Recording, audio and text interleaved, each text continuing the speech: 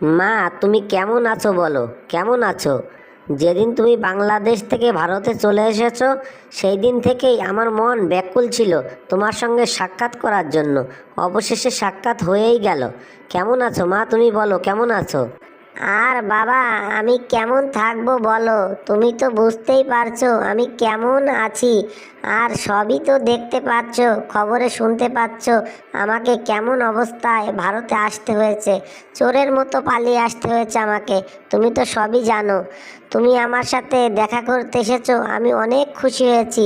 আমার মনে অনেক শান্তি বেড়েছে, অনেক শক্তি বেড়েছে তোমাকে দেখে। মা, তুমি চিন্তা করো না, সব ঠিক হয়ে যাবে।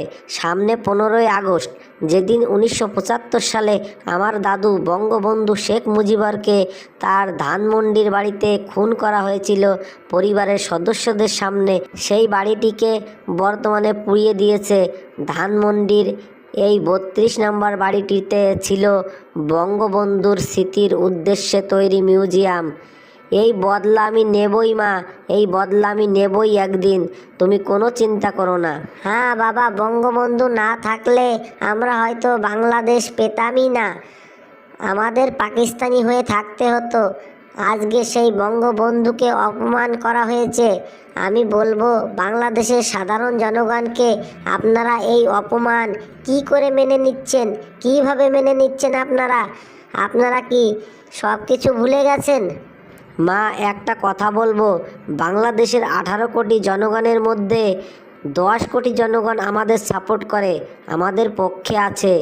দেখবে একদিন না একদিন আমি আবার তোমাকে বাংলাদেশের প্রধানমন্ত্রীর চেয়ারে বসাবো। আমি গ্যারান্টি দিচ্ছি, বসাবোই মা। হাসিনা বুবু, আর কতক্ষণ কথা বলবে তুমি জয়ের সাথে? আর কতক্ষণ কথা বলবে? জয় অনেক দিন বাদে এসেছে তোমার সঙ্গে দেখা করতে, এইভাবে কথা বলবে না? ওকে কিছু নাস্তা পানি খাওয়াবে। যাও, চা করে নিয়ে এসো জয়ের জন্য, যাও। হ্যাঁ হ্যাঁ, হাসিনা বুবু, মোদিজি ঠিক কথাই বলেছে। তোমরা কথা বলো, আমি চা করে নিয়ে আসছি। হাসিনা বুবু, তোমরা তাহলে কথা বলো, আমি বাড়ি চলে যাচ্ছি। তোমার সাথে অনেক দিন দেখা হয়নি, তাই আমি তোমার সাথে দেখা করতে এসেছিলাম। দেখা হয়ে গেল।